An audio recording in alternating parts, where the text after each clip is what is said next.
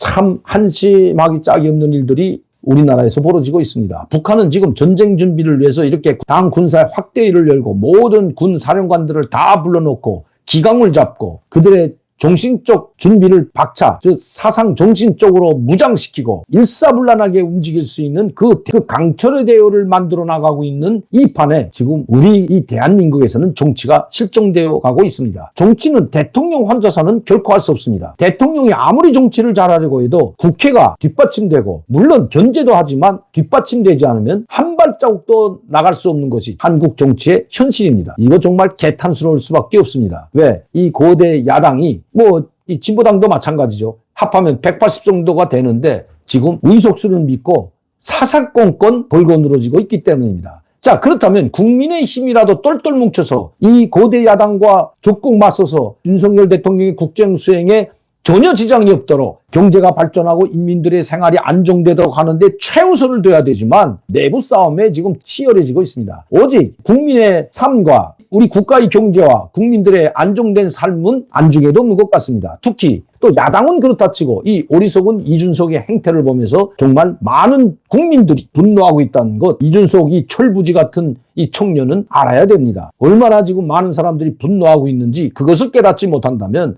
용서받기가 힘들기 때문입니다. 저는 이번에 국민의힘 최고회의를 주재하는데 그 배현진 의원이 들어가면서 악수를 청하는데 그것을 손바닥으로 천에 깔아가지고 얼굴이 새파랗게 송이 똑같이 나가지고 나가는 모습을 보면서 저런 인간이 어떻게 한 개 나라, 특히 여당의 당대표가 될 수 있을까? 참 한심하기 짝이 없었습니다. 그 모습을 보는 순간 물론 배현진 의원도 고칠 것은 고치고 잘못된 것은 고쳐 나가야 되겠지만 당대표라는 사람이 어떻게 저런 모습을 보일까요? 이건 이미 다 기정된 사실이었습니다. 왜? 이 어리석은 이준석은 그릇이 안 되기 때문입니다. 국회의원에 나가서도 2번이나 나가서 떨어지고 당선도 못된 사람이 당대표에 그것도 국민의힘을 지지하는 당원들 속에서는 지고 오히려 외부에 있는 당원이 아닌 국민 여론 지지도에서 그것도 더불어민주당을 지지하는 사람들인지 뭔진 모르지만 어쨌든 외부 여론에서 이겼기 때문에 당대표에 겨우 올라앉았는데 이것도가 저는 잘못됐다고 생각합니다. 그래도 고대 야당은 아니지만 지금 여당, 그때 당시에 야당이죠. 백석이나 가지고 있는 제1의 야당이라면 그 당대표라면 그래도 이 정권을 잡기 전에 이야기하는 겁니다. 당대표라면 그래도 모든 국민들을 하나로 묶어 세우고 자기 당원들뿐만 아니라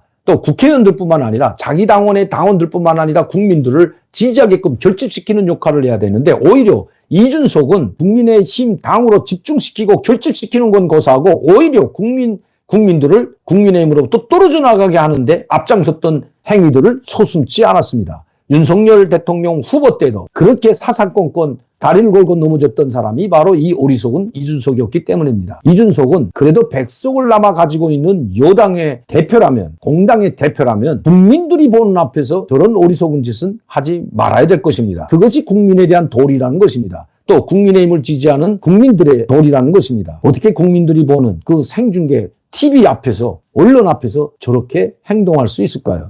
한마디로 자격이 없는 자가 당대표를 쥐고 그것도 2024년에 있을 총선에서 아마 공천권을 쥐고 휘두르려는 제가 수구꼴통이라고 이야기했던 사람들의 전철보다 더한 수구꼴통이 모습을 보여주고 있는 것, 국민들이 실망하고도 남을 일입니다. 이제라도 정신 차리고 사표를 내든지 아니면 국민들께 사과해야 됩니다. 국민들에게 사과하지 않고 저렇게 나가면 이 이준석 때문에 국민의힘을 지지하던 사람들이 많이 떨어져 나간다는 것, 국민의힘 관계자들, 당 지도부는 알아야 될 것 같습니다. 특히 이번 윤리위원회 징계에 회부된 상황에서 그것도 새벽에 그 송접대를 했던 사람들 축군들과 만나서 7억 원을 수표를 주겠다고 끊어준 그 약속을 하고 그 송접대를 했다고 주장하는 사람들을 이준석의 측근이 가서 만났는데 이준석은 모른다고 합니다. 깡패 수구 꼴통보다 더한 이 못된 버릇부터 이준석은 고쳐야 합니다. 손바닥으로 하늘을 가를 수 없듯이 이제 반드시 이 사실이 밝혀질 것입니다. 송접대 의혹을 폭로하는 사람들 쪽에